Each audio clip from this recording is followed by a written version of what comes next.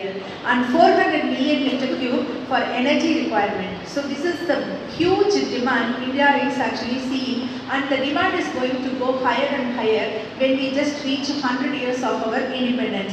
So now the natural forest ecosystem, felling from the natural forest ecosystem is really difficult because of the low productivity. First thing is low productivity. The second important thing is the policy and the legal regulations. Now nobody can go even take the wood that is normally because of cyclonic storm or something, if it is fallen down, you cannot remove it and bring it back for the use.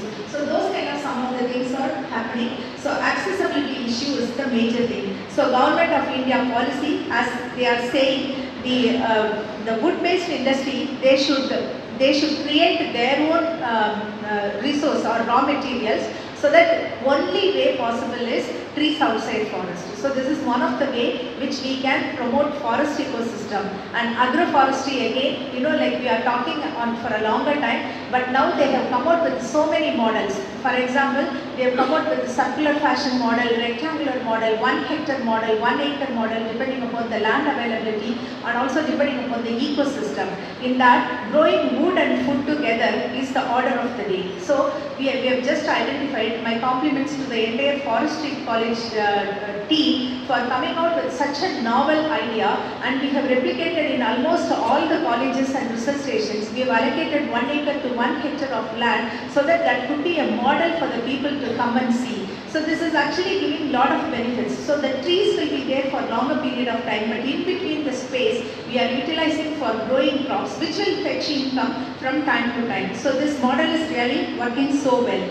And in TNAU, through NADP, we have introduced in 2004 and 5 the value chain model, and it is this value chain model is end-to-end solution. So starting from the production until harvest, value addition, getting into the market and going to the consumer. To that extent, they have initiated from 2004-5 itself, and almost it is 2 decades now. It's doing so well. It was intensified through NAIP program in 2008 and 9, which is in the consortium approach. Like the same consortium, research institute, industry, farmers, traders, bankers, everyone together. So not only that, we have to take trees as an alternative to climate change mitigation. We know that now the climate is changing and the warming of the atmosphere is happening. So to cool down the atmosphere as well as to keep the green cover, to invite rainfall, we need to grow more and more trees. So there is an alternative land use that is available, sustainable land use that is available by including the trees.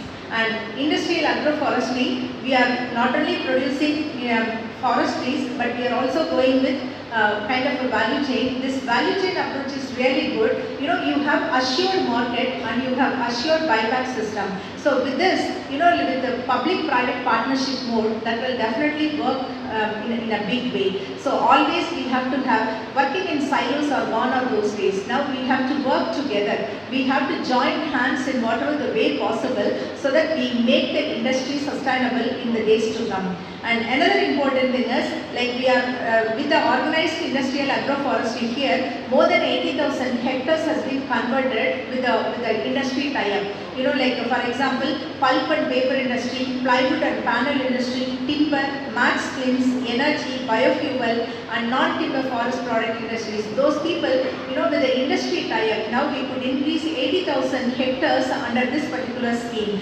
Most of our institutes, for example, in Kilikulam and also in many other places, we have given to TNPL. We have given land to TNPL on a kind of a 5 years tenure basis, and we are also getting benefit out of the land that we are not able to cultivate. At the same time, the waste land is utilized for the production of tree. So this is a win-win situation we are doing it. In 2024, 15 consortium nurseries have been created, and out of which 20 million quality planting materials have been produced. So planting material is very important. The quality planting material is very, very important because the trees are going to stand for a longer period of time. Unlike the seasonal crops, it is going to be there for longer period of time. So it has to be more productive, and those clones need to be done. Thanks to USAID, because they have again extended the facility to create some of the greenhouses and some of the production facility they have given. We just inaugurated it today morning.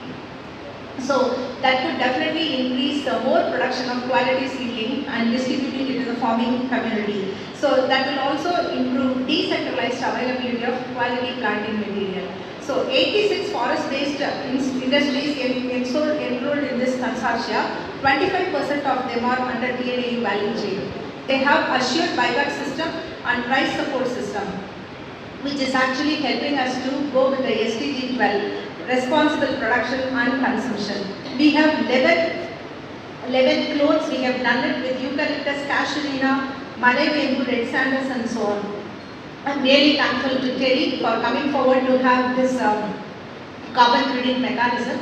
We have already tied up with some of the industry partners, like one for the paddy system, agro ecosystem, paddy. If they grow 2 paddy and if they follow kind of an alternate wetting and drying system of irrigation, they have been given with a carbon credit. So we have enrolled more than 10,000 farmers. I am sure this will also give a long way and we can bring them under carbon credit. So this particular meeting, I am very happy to inaugurate this 2 days conference. I am sure at the end of the 2 days, we will have a lot of recommendations which will be definitely useful for the policy makers to go with some effective policies and also will give directions for improving the agroforestry ecosystem. So with these few words, thank you for inviting me to inaugurate this great conference and workshop, and my best wishes to all of you who have joined here. Thank you so much.